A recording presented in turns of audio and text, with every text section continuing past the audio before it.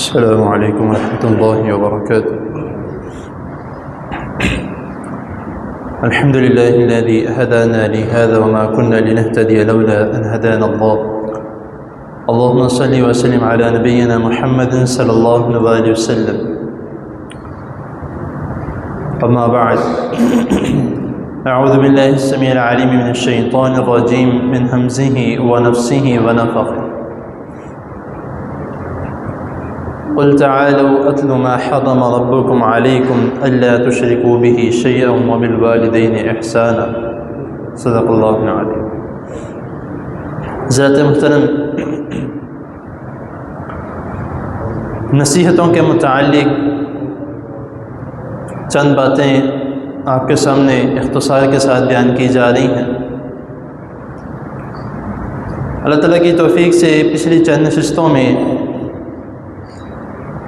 آپ کے سامنے مختصر مگر جامع حلال و حرام اور شرک کے متعلق جو اس آیت میں سورۃ الانعام کی اللہ رب العزت نے جو نصیحتیں کی ہیں رسول اللہ صلی اللہ علیہ وسلم کے ذریعے اپنی امت کو، اس کے متعلق بتایا گیا ہے کہ حلال اور حرام میں فرق کیا ہے اور اس کے متعلق کیا ڈانٹ ڈپٹ ہے، اور شرک کے متعلق کہ یہ کتنا عظیم جرم ہے، اس کے متعلق پچھلی چند نشستوں میں بتایا گیا. آگے جو تیسری نصیحت اللہ رب العزت نے اس آیت میں کی ہے، جس میں اللہ رب العزت نے نبی کریم صلی اللہ علیہ وسلم کو مخاطب کر کے فرمایا کہ ان کو بلاؤ اور ان کو بتاؤ ان چیزوں کے متعلق، ان چیزوں کی نصیحت کریں ان کو. تیسری چیز وبالوالدین احسانا. آپ قرآن مجید میں کئی مقامات پہ اللہ رب العزت نے اس کے متعلق ذکر کیا ہے، وبالوالدین احسانہ کے متعلق. اکثر بیشتر اللہ رب العزت نے اپنے معاملات کے بعد والدین کا ذکر کیا، اکثر بیشتر جہاں پر اللہ رب العزت نے اپنی توحید کا ذکر کیا ہے، شرک کا ذکر کیا ہے، ساتھ ہی والدین کا ذکر کیا ہے.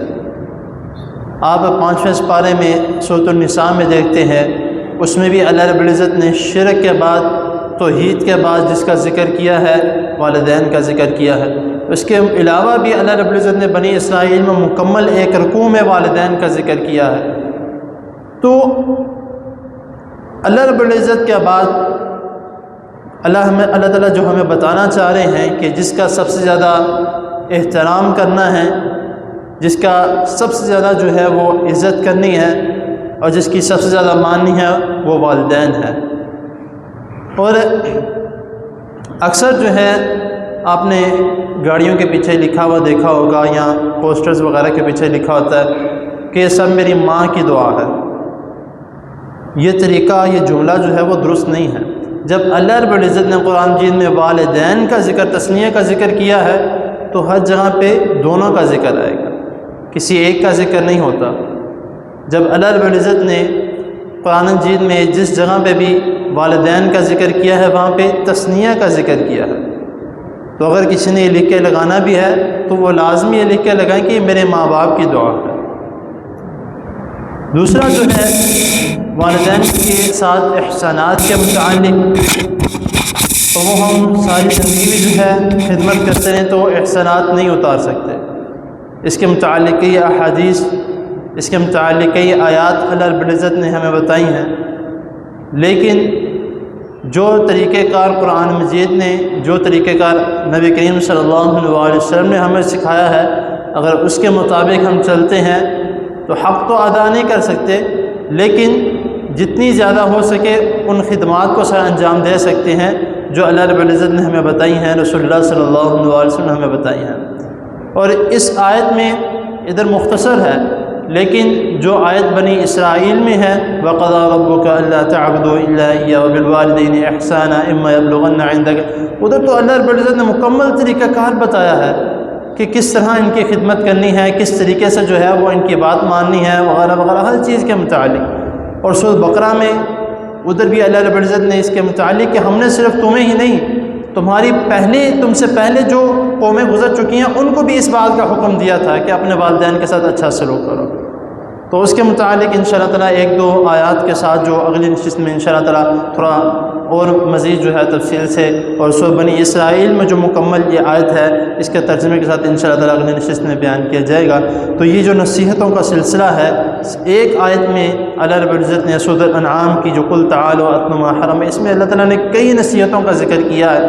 تو ہمیں کوشش کرنی چاہیے کہ نصیحتیں، اور خاص طور پہ جب قرآن کے متعلق ہو اور قرآن کی نصیحتیں ہوں، ان کو لازمی جو ہے وہ ہمیں غور و فکر اس کے اوپر کرنا چاہیے کہ اللہ تعالیٰ ہمیں کیا فرما رہے ہیں، اور چھوٹے چھوٹے معاملات، چھوٹی چھوٹی نیکیوں کے متعلق، چھوٹی چھوٹی نیکیوں کے برعکس جو ہے وہ اللہ تعالیٰ اس کے چھوٹی چھوٹی نیکیوں کی وجہ سے اللہ تعالیٰ ہمیں جو ہے وہ جنتوں کا، اللہ تعالیٰ ہمیں دنیا میں جو ہے وہ نیک اعمال کرنے کا اللہ تعالیٰ ہمیں صلہ دے رہی ہیں۔ تو ہمیں کوشش کرنی چاہیے کہ اس کا لازمی جو ہے وہ خاص خیال رکھیں۔ تو اللہ تعالیٰ کی حضور دعا ہے اللہ تعالیٰ ہمیں جو سنا ہے اس کو سمجھنے کی اور اس پر عمل کرنے کی توفیق عطا فرمائے۔ جزاکم اللہ۔